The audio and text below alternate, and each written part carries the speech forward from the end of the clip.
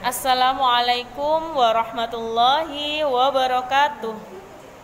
Bagaimana anak-anak kabarnya?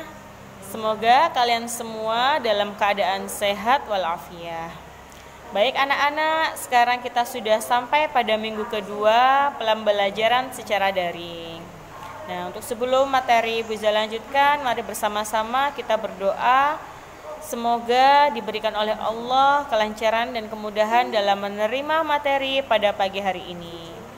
Berdoa, mulai.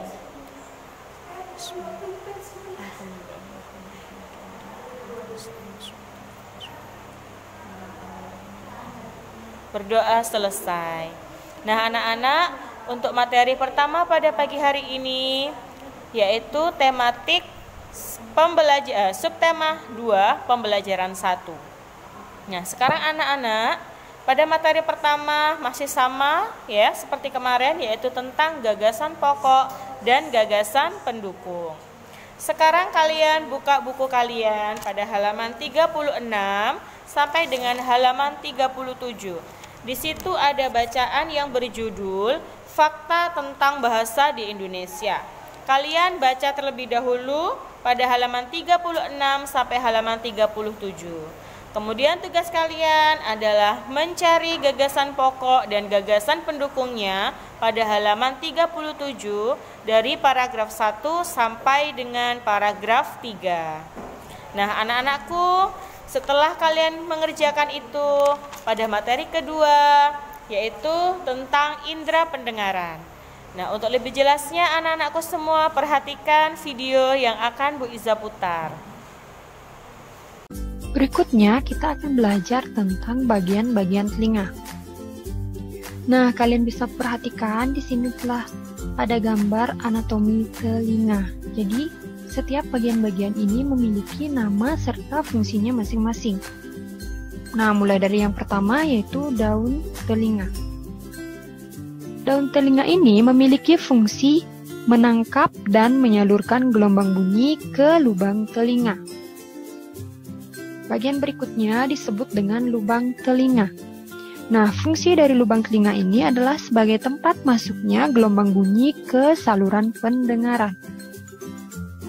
Bagian berikutnya disebut dengan saluran pendengaran. Fungsi dari saluran pendengaran ini adalah meneruskan rangsang gelombang bunyi ke gendang telinga. Daun telinga, lubang telinga, dan saluran pendengaran termasuk telinga bagian luar. Telinga luar adalah bagian telinga yang terletak di luar dan kontak langsung dengan lingkungan, yang memiliki fungsi umum untuk menangkap bunyi dari lingkungan untuk diteruskan ke telinga bagian tengah.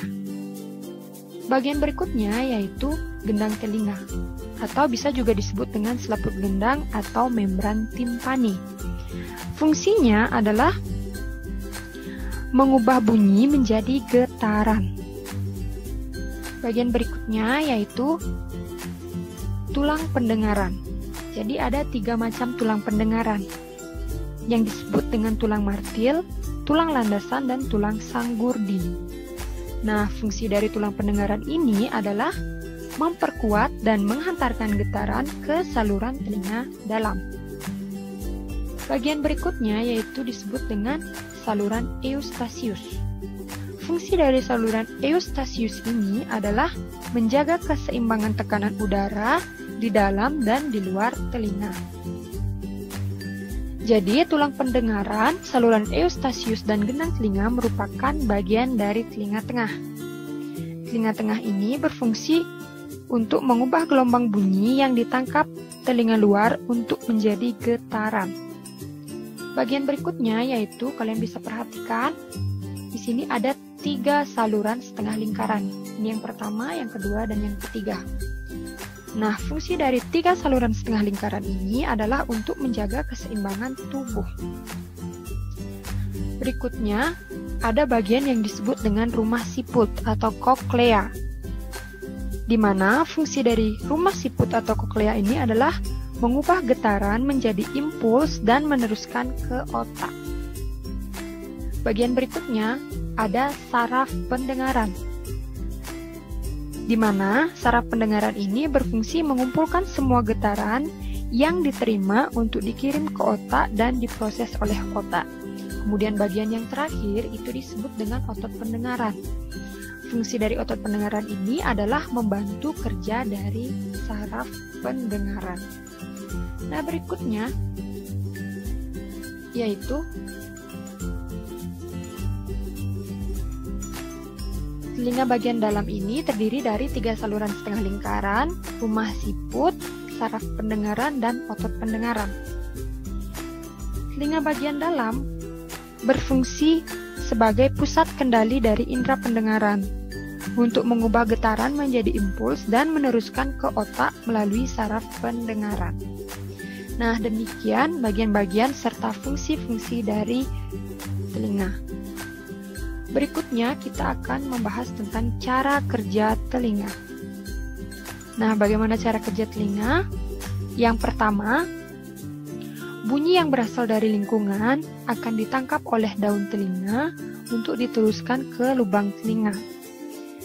Nah, bunyi yang telah ditangkap tadi setelah diteruskan ke lubang telinga akan diteruskan ke gendang telinga melalui saluran pendengaran. Bunyi yang berada di gendang telinga menyebabkan gendang telinga tersebut bergetar. Nah, gendang telinga yang bergetar kemudian akan mengirimkan getaran tersebut ke 3 tulang pendengaran dan 3 saluran setengah lingkaran. Kemudian akan diteruskan ke rumah siput. Tulang-tulang pendengaran memperbesar getaran bunyi dan mengirimnya ke telinga dalam atau rumah siput. Nah, pada rumah siput ini terdapat cairan limfa. Kemudian cairan limfa dalam rumah siput bergetar dan mengaktifkan ujung-ujung saraf pendengaran. Kemudian bunyi itu akan diteruskan ke otak melalui saraf-saraf pendengaran. Saraf pendengaran membawa sinyal bunyi ke otak, kemudian otak akan menerjemahkan bunyi agar dapat kita pahami, sehingga bunyi itu dapat kita dengar. Nah, demikianlah cara kerja dari telinga. Mengapa bunyi bisa kita dengar? Bagaimana anak-anakku semua? Sudah diperhatikan videonya tadi? Sudah jelas semuanya? Alhamdulillah. Jadi anak-anak, bagian-bagian telinga tadi ada 3 ya anak-anak ya. Yang pertama ada telinga bagian luar, ada telinga bagian tengah, dan ada telinga bagian dalam. Dan tadi juga sudah dijelaskan tentang cara kerja telinga. Dan untuk lebih jelasnya, anak-anak bisa membaca pada buku LKS kalian pada halaman 38 sampai dengan halaman 39.